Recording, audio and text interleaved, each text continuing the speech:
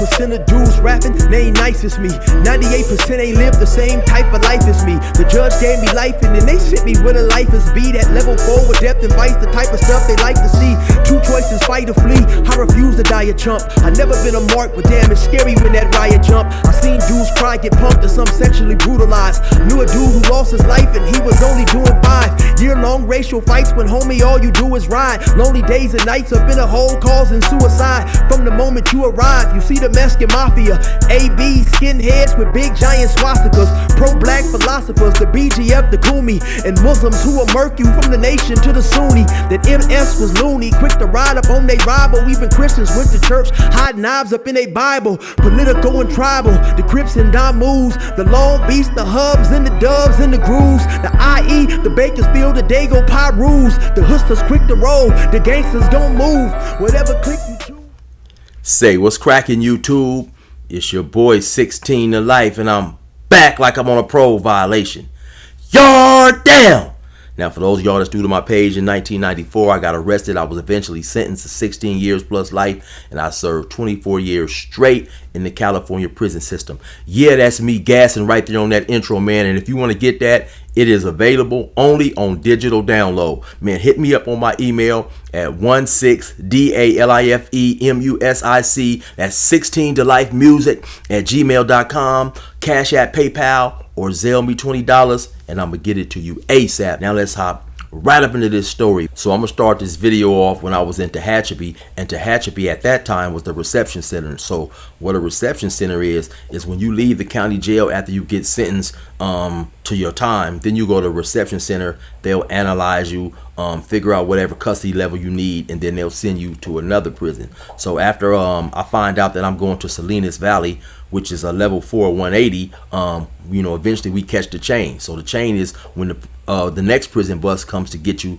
to take you now to whatever prison that you've been assigned to. So Tehachapi to Salinas, I don't know exactly how long the ride is, maybe 6-7 hours, I don't know exactly, right? But somewhere about the halfway point, we do a layover, which is basically you're gonna be staying there for the night. So we do the layover at Corcoran. So when we arrive at Corcoran to do the layover, and the layover is done, we go into the hole. So they snatch us off, make us put our heads up on the wall and stuff, just kind of like dog us, really. And so I'm thinking like, damn, do these dudes know we just doing the layover? That's how rough they treated us, right? Just going from one prison to the next. So we finally got to the cells that we was assigned to. We got a sack lunch. We've been on the bus all day, we tired. We eat our little sack lunch and go to bed. So we hop up the next morning, and then they put us on another bus. Now this bus is taking us to Salinas. So now once we get on this next bus, now I noticed that it's some other individuals on the bus who wasn't on the bus the day before. So I'm figuring, okay, these dudes must have done a layover somewhere too, and they going to where we going, right? So now some of the dudes who was on the bus, I remember it was a dude by the name of Bobcat. He was from Trey 57. Country was from Trey 57. Big Heron from Compton, he was on the bus. It was a blood by the name of Michael. Now Michael, from what I could gather during the conversation that he was having with other individuals on the bus, he was a blood from San Diego. Now Michael probably was about, I say he was caramel complected, probably about maybe 5'9", maybe about 150 pounds, a rather thin individual, So now, the bus continues driving and stuff, and I happen to be sitting next to a dude by the name of Stymie from 74 Hoover. So, we on there, they allow you to talk a little bit, you're supposed to talk real low, so we talking and stuff, whatever, just chopping it up. Now, this is both me and Stymie's first time to the pen. I think Stymie was only 19 years old. So anyway, as we finally get to Salinas and we arrive there, whatever, the bus pull over, you have a guard get on the bus and he's asking everybody, where are you from? Because he's doing this to use as information to where they're gonna house us, right? So everybody tell them where they from. You got dudes, you got Bloods, you got Crips or whatever, right? And so when they happen to get to the dude Michael, he tells them that he's a other, right? Now, that was actually the first time that I had heard the term, a other, basically, and a other, for those who don't know, a other is something other than the main three groups that you have in prison. So, of course, you got blacks, you got Mexicans, and you got whites. And also, for those who don't know, people who run with the others are, you'll have like Asians, you'll have Pacific Islanders, Samoans, Hmongs, Laotians, Koreans, Filipinos.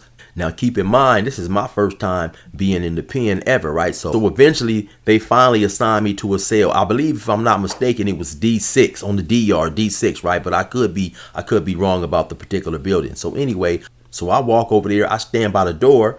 They start opening the door. It's a white dude in the cell. So, the white dude's probably about 35 or 40. He said, "Hey, man, what's up? What's going on?" I said, "Oh, they assigned me to this cell." He said, "Oh, no, hold on, man." So he walk out and he goes and says something to the officer that's in the tower. Now, keep in mind, I'm coming from Riverside County Jail, where they'll put a black dude in a cell with a white dude, or a black dude in the cell with a Mexican, right? So I don't know no better. So he goes over there and he said something to the CO, and eventually they put me in a cell by myself. Later on, I end up getting a cellie by the name of Spook from Venice Showline, So me and Spook was real cool, man. Spook had a lot of funny stories to tell, but one thing I could not deal with, man, Spook snored extremely loud, man. So eventually, I finally had to get up out of there, man. And so I went in a cell with this other dude, and he was kind of this Christian dude. He was kind of, he was eccentric, just to say the least. So eventually, I'm hanging out on the yard one day, and Big Heron from Compton, he asked me who I was in the cell with, and he moved me in the cell with him. Now, a lot of times when I mention Big H in a story, a lot of people will confuse it with the H who was connected to, with the Heron who was connected to Death Row and Suge and all them. No, this is an entirely different Big H, Big Heron. This dude is a Crip from the Grandies, and at that time, he had probably been locked up 15, 16 years, right? So one particular night, around 6:30 or 7, they let us out for evening day room. So when you have day room, you pretty much just hang out in the day room, dudes will talk, some cats get on the phone, you might sit at the table and play cards, watch TV or whatever. So they let us do that for maybe about an hour and a half, maybe 2 hours, we just out there chilling. So when they let us out for day room, you got everybody out there, you got the Southerners, you got the blacks, you got the whites, everybody just out there chilling or whatever, right? So at some point in time, I tell Big H, I said, "Hey, homie, I gotta go to the bathroom, man. I'm just go use the bathroom." He like, "Okay, whatever." Now H had a little juice or whatever with the guards or whatever, so he happens to go holler at them, and they open up the door. We lived upstairs, so they open up the door. I go up there, I go use the bathroom, right? I wash my hands, I'm getting ready to come out, and all of a sudden, the blood, Michael, the dude from San Diego, he happens, as I'm coming out, he comes to my door. He said, "Hey, man, I need to holler at you for a minute." Now, like I said, keep in mind, this dude said that he's a other on the bus. At least that's what he told the dude who was assigning us to the cells with. But now, once we get up in there, he's not necessarily really hanging out with the others. He's functioning with and as a blood or whatever, right? So now keep in mind, too, me and him, we haven't had any conversation, any conversation outside of possibly maybe saying what's up in passing. But as far as my recollection goes, we hadn't had any conversations or whatever. So he come up to me and he said, "Hey, homie, I need to holler at you, man. This really about a matter of life and death." So I'm like, "Okay, what's up?" Because now I'm tripping on. First of all, me and this dude, we ain't had no words. We haven't, we ain't talked. We ain't developed no rapport or nothing. You know what I'm saying?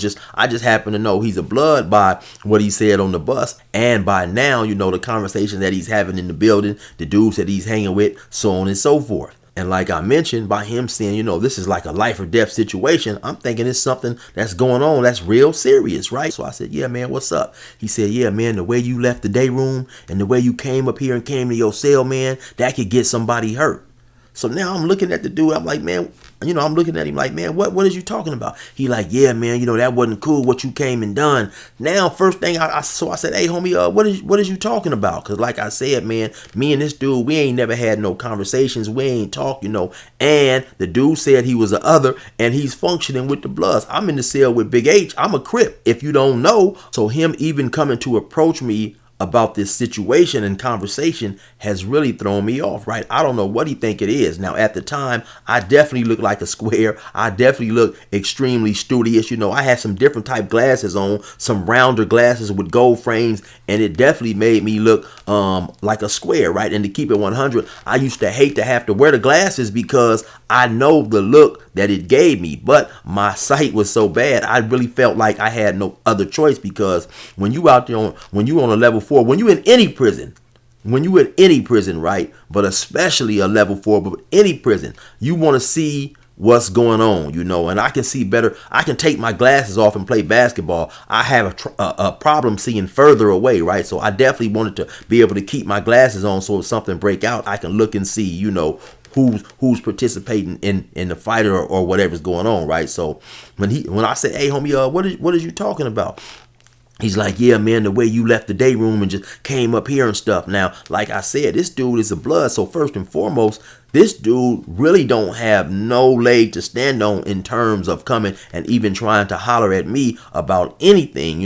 I'm not his homeboy. I don't affiliate with the dude or whatever. And if he felt that, I violated something, he should have went and got at, somebody black who was a Crip or whatever, right? So I don't know why he took it upon himself to come try to talk to me, right? So as I'm like, man, what is you talking about? And he's explained how, when you left the day room, man, it could have been something going on. And like I said, it wasn't nothing going on. So now I'm starting to get a little angry and agitated, right? Because obviously, in his mind, he got me twisted. So once he talked a little bit more and basically saying, it could be a life or death situation, but he made it seem like, he didn't make it seem like it could be a life or death situation with somebody else. He made it seem like it could be a life or death situation with me for just coming up here, coming to the cell, going to the bathroom. And honestly, to be quite frank, to this day, I still don't quite know what the nigga was talking about, right? So eventually and quickly during the course of the conversation, when I figure out, or at least in my mind, that this dude is talking about a whole bunch of BS and he really just singling me out because he got me confused with somebody, because of the glasses or whatever. I said, hey, nigga, what the fuck is you talking about, nigga? You don't tell me nothing. And at that point, he said, hey, man, don't be calling me no nigga. Don't call me no nigga. I said, well, nigga, if you don't like it, nigga, step your ass into this cell, nigga. So at that point in time, as I'm starting to back into the cell and tell him to come on up in here, Big H is walking up. So Big H is saying, hey, hold on, man, what's going on? So the dude say something along the lines of Big H's, hey, yeah, man, this dude keep disrespecting me. I told him to stop calling me the N-word. He keep calling me the N-word or whatever. So Big H look at me, he said, chill, what's up? So I walk out and I say, no, man, this dude come up here talking about it's a matter of life and death and I shouldn't have left the day room and whatever. So then the dude try to explain to Big H. So basically, Big H say, hey, man, look, man, both y'all chill out, man. It's just a small issue. Y'all don't need to do no squabbing. He step over. He have a few more words with Michael. Then Michael walk and go back downstairs or whatever, right? And to keep it 100 with y'all, I felt extremely confident about my chances of putting these lefts and rights in this boop bop boop bop boop bop on Michael, man. Because like I say, man, he was about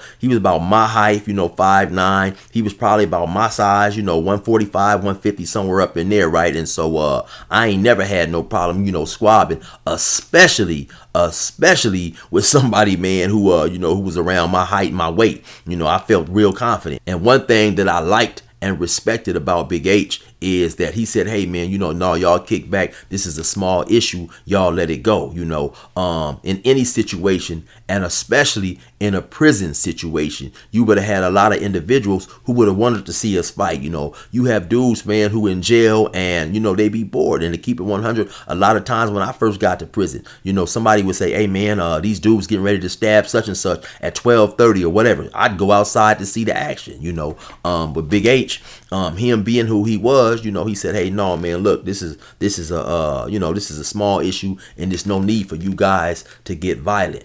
And the cold part about it is, later on, especially once I paroled and, got to looking at YouTube, you'll see Big H's name come up in a lot of conversations. He spoke in high regards by a lot of older dudes from the LA area and especially Compton, and Big H was definitely known for getting violent and doing what he had to do, right? So for a dude to have that type of reputation of being violent, to stop violence in prison, is always admirable, man. If you guys go check out that video, I believe it was a video by a dude by the name of Rockhead from Compton. He speaks highly of Big H in a Kev Mac interview. I don't know exactly which one it is, but like I said, I've heard a lot of individuals talk about Big H. So as far as the situation goes with me and Michael, we never had any more words after that. And shortly thereafter, he got caught with a knife and I never seen him again.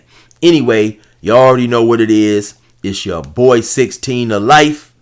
Resume normal program.